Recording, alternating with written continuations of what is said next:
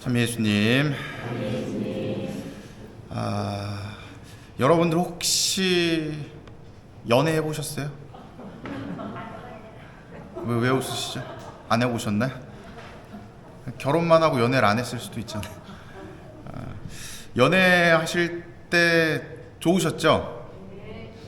결혼하시고 나서도 좋으시죠? 예상 외의 답변인데. 연애할 때가 참 좋죠. 왜 좋은가 이렇게 생각을 해보면, 내가 뭐라고 날 이렇게 좋아해 주지? 날 사랑해 주지? 이런 마음들이 들기 때문에 굉장히 행복한 시간을 보내게 됩니다. 여기 계신 분들도 다 누군가에게 사랑받으셨던 분들이시죠? 당연히 지금 배우자분들에게 지금 배우자분과 연애하실 때 생각해보면 만나는 순간들, 처음에 그 만날 때에 어떠셨어요? 굉장히 좀 이렇게 설레고 보기만 해도 좋고, 뭐 밥 먹다가 막 수저를 떨어뜨려도 그냥 그저 막 귀엽고, 뭐 이상하게 색깔도 안 맞는 옷을 입고 나와도 그렇게 이뻐 보이고, 다 그러셨죠? 그게 아니셨으면 사랑이 아닌 건데 정략 결혼일 수도 있다는. 이 사랑을 하게 되면 그렇게 뭐든지 다 귀여워 보인대요. 아마도 여기 계신 분들도 연애하실 때 다 그런 감정이셨을 거라 생각이 듭니다. 근데 이제 결혼하고 나서 지금을 생각해 보면 집에 있는 것만 봐도 승질이 나죠. 이 양반은 왜 밖에 안 나가고 지금 여기 있는 거야? 뭐 이런 마음들도 들고. 왜 그럴까 이렇게 생각을 해보면, 이 사랑이라고 하는 감정이 조금은 과거보다는 좀 줄어들었기 때문에 그런 것이 아닐까 생각이 듭니다. 지금은 이제 사랑이라는 감정이 예전에 그 어떤 눈으로 보고 막 행복하고 즐겁고 이런 사랑의 감정이 아니라 서로 관계 안에서 정서적으로 이어지는 이 사랑의 관계가 형성이 되었겠죠. 그래서 입으로는 맨날 욕해도 으이그 하면서 그냥 사는 거죠. 어떤 자매님이, 어떤 여자분이 길을 가다가 너무 자기의 그 이상형을 만난 거예요. 그래서 다가가서 너무 제 이상형인데 전화번호 좀 줄 수 없냐? 그랬더니 그 남자분이 뒤를 탁 돌면서 여자분의 뭘 봤을까요? 얼굴을 쓱 본 거죠. 그랬더니 올라 그 남자분도 그 여자분이 마음에 든 거예요. 이쁘장했거든요. 그래서 네, 웃으면서 이 전화번호를 이제 교환을 했어요.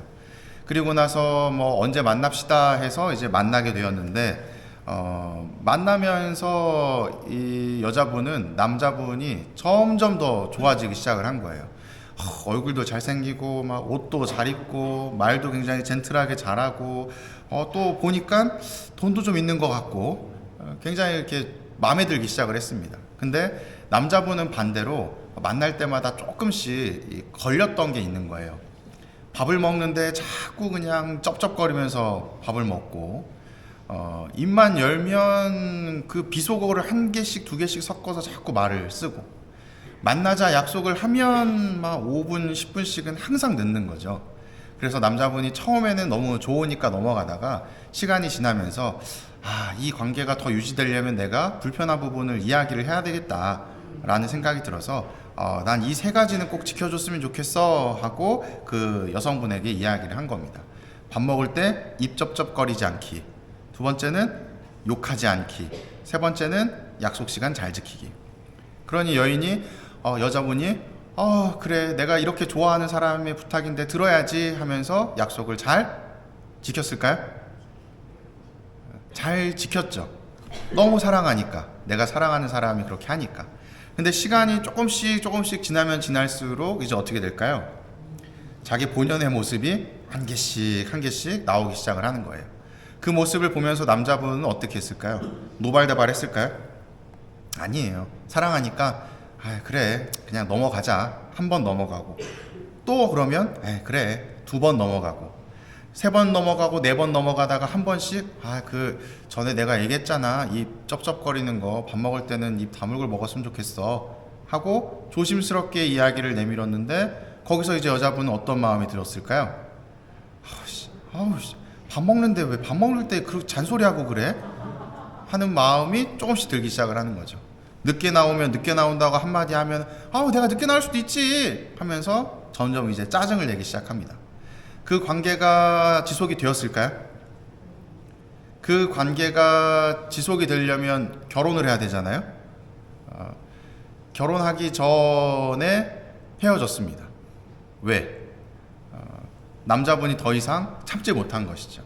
그래서 점차적으로 여성분이 뭐 이러니 저러니 연락을 하고 해도 나 조금 뭐 일이 있어서 나중에 답변할게 하면서 만남을 조금 밀어내고, 밥 먹을 때 그렇게 젠틀하고 수다가 많았던 남성분이고 재미가 있었던 그런 남성분인데 밥 먹을 때 점차적으로 말이 없어져요. 그리고 약속 시간이 됐는데 평소에 한 번도 늦은 적이 없던 이 남자분이 그 마찬가지로 한 5분, 10분 점점 늦기 시작을 합니다. 여자분은 무슨 생각을 했을까요? 뭐지? 사랑이 식었나? 하는 생각을 하게 되는 거예요. 그 낌새를 알아차리고 나서는 이미 늦었던 것이죠. 결국에는 이별을 통보받게 되고 헤어지게 됐던 거예요. 남녀의 관계를 이렇게 쭉 생각을 해보면 굉장히 일반적이고 자연스러운 수순이죠. 헤어지는 관계, 여러분처럼 성공한 관계가 아니라 헤어지는 관계를 이렇게 보면 대부분 그런 수순들을 겪게 돼요.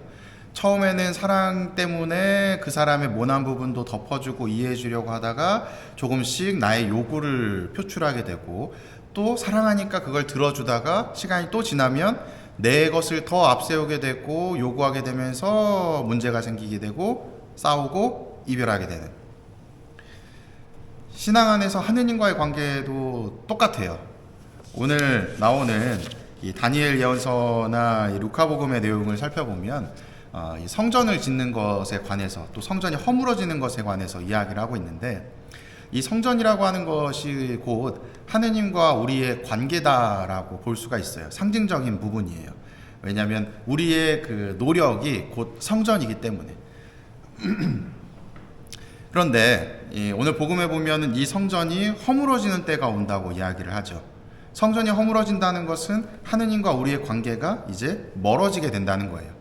근데 그럼에도 불구하고 사람들은 아직 정신을 차리고 있지 못했던 겁니다. 그러면서 뭐 어떤 징표가 나올까, 어떤 표징이 나올까 하면서 걱정만 하고 있는 거예요.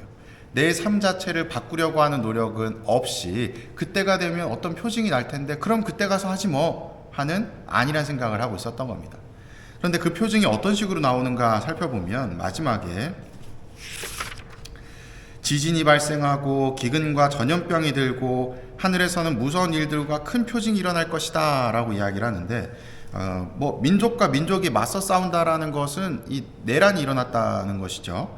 그리고 나라와 나라가 맞서 일어나고, 또 외부와의 전쟁이 일어나게 되고, 또 자연재해, 큰 지진이 일어나고, 기근과 전염병도 생기게 되고, 이제는 걷잡을 수 없는 상황이 되고 있다는 거예요.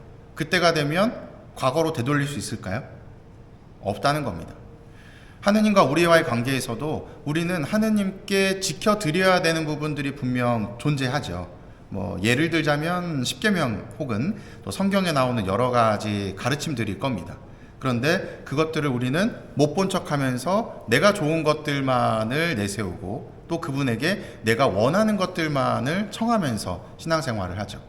하느님께서는 그런 우리에게 너 그러면 안 돼, 이렇게 와야 돼, 아니면 나 너 혼낼 수도 있어 하면서 계속해서 사인을 주고 있는데, 신호를 주고 있는데 우리는 그것을 못 본 척 무시한 채 내가 원하는 것, 내가 바라는 것만을 원하면서 신앙생활을 하고 있는 겁니다.